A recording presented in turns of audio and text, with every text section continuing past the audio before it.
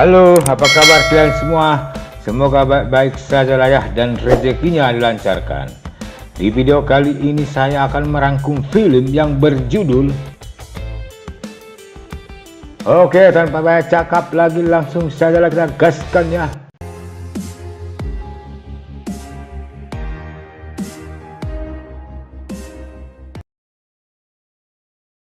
Film dimulai di sebuah klub malam Bangkok. Tiga orang sahabat yang bernama Tommy, Kai, dan Lee sedang mencari orang yang membunuh adiknya, si Tommy.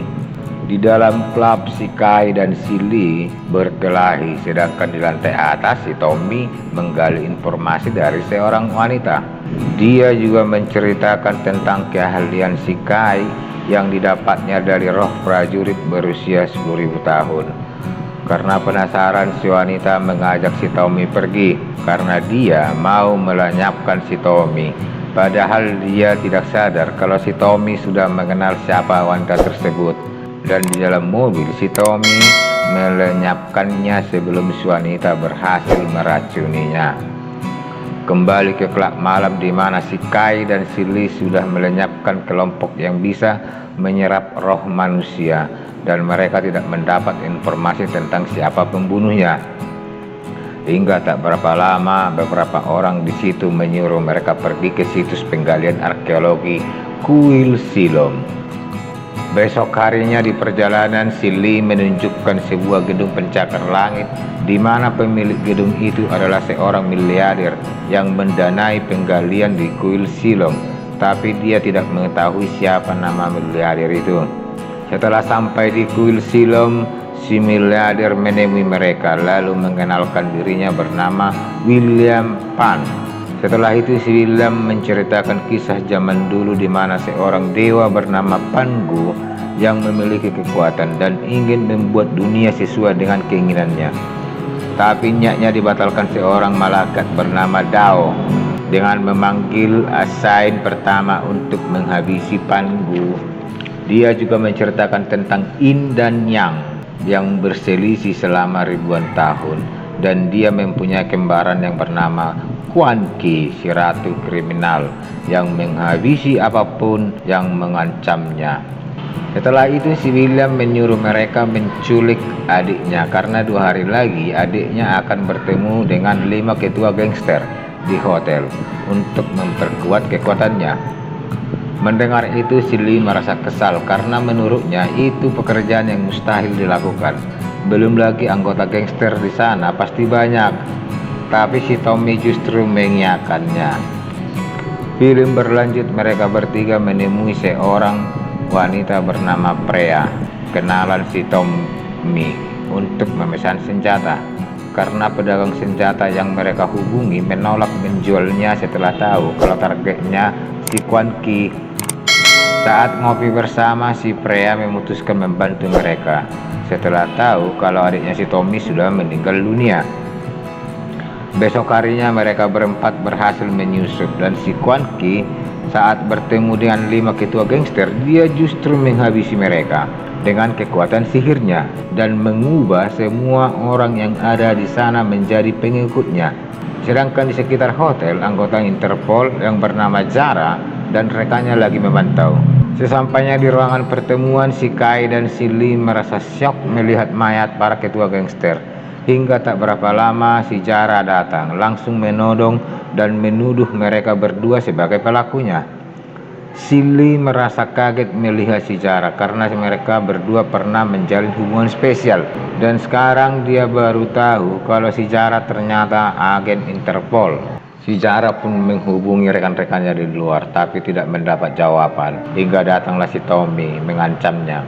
Melihat itu, si Lee menyuruh si Tommy supaya melepaskannya.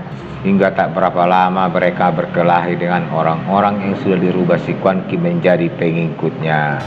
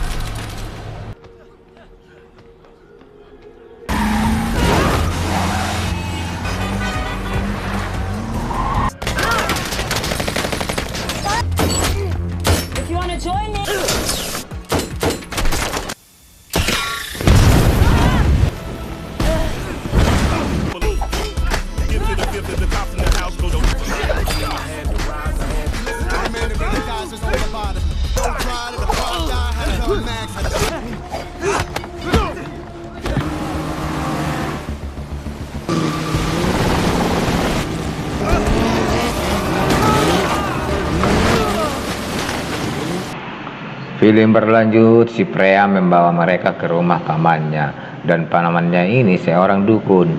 Saat makan malam, si Kai bertanya tentang siapa si Pangu, tapi si paman justru menjawab kalau si William tidak sepenuhnya jujur kepada mereka. Dia pun menceritakan kalau si William dan si Quan Ki adalah kekuatan yang berlawanan, tapi mereka berdua tidak saling bertentangan karena mereka dua bagian dari satu kesatuan. Dengan kekuatannya mereka berdua berniat membuat dunia sesuai keinginan mereka, tapi itu semua akan terwujud apabila mereka berhasil menyatukan Qi milik si Kai dan potongan batu yang ada di kuil. Si paman merasa kaget saat si Tommy menunjukkan potongan batu yang dibawanya, dan batu itu menunjukkan kekuatannya saat si Tommy memukulnya. Tengah malam, si pria mendapat SMS dari orang yang tidak dikenal dan mengajaknya ketemuan di luar.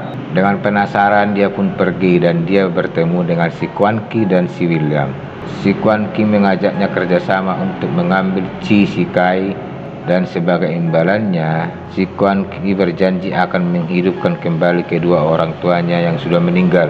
Mendengar janji si Quan Ki, si pria pun menyetujuinya. Setelah itu dia mencabut mantra yang menjaga rumah pamannya.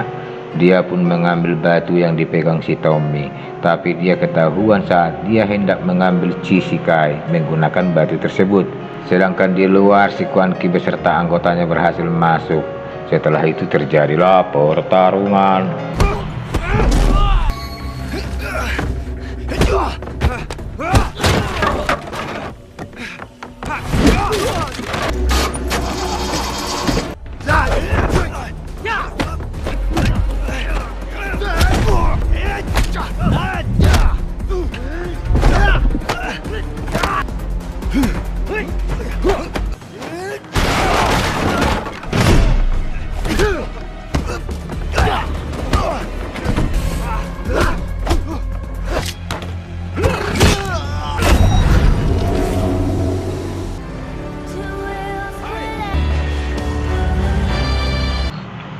Besok paginya mereka bertiga berdebat dan saling menyalahkan, hingga si Jara menasehati mereka dan mengingatkan tujuan mereka untuk membalaskan dendam kematian adik si Tommy, sekaligus menyelamatkan dunia.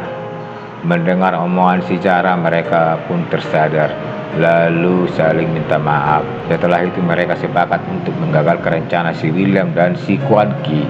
Malam harinya mereka ke lokasi di mana si William dan si Quan Ki akan melakukan ritual. Si pria pun minta maaf kepada si Tommy atas kesalahannya, dan si William berhasil mengambil Qi milik si Kai lalu menyatukan batunya. Setelah itu dia berubah menjadi si Pangu. Melihat itu, si Kai berusaha mengaktifkan kembali Qi-nya, dan dia merasa dilema karena dia harus melawan si Li yang berhasil dirubah si Pangu untuk melawan si Kai. Untunglah si Kai berhasil mengembalikan kesadaran si Li. Dengan kompak mereka berhasil mengalahkan si Quan Ki dan si Pangu, lalu menguburnya kembali.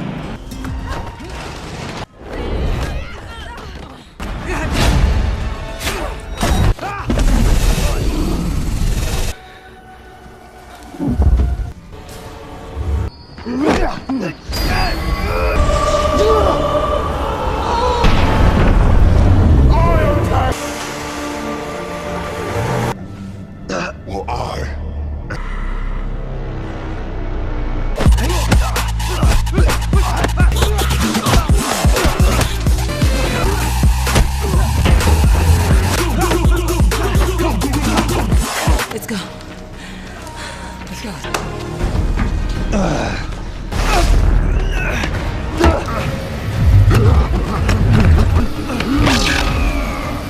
Ropes together. Almost there.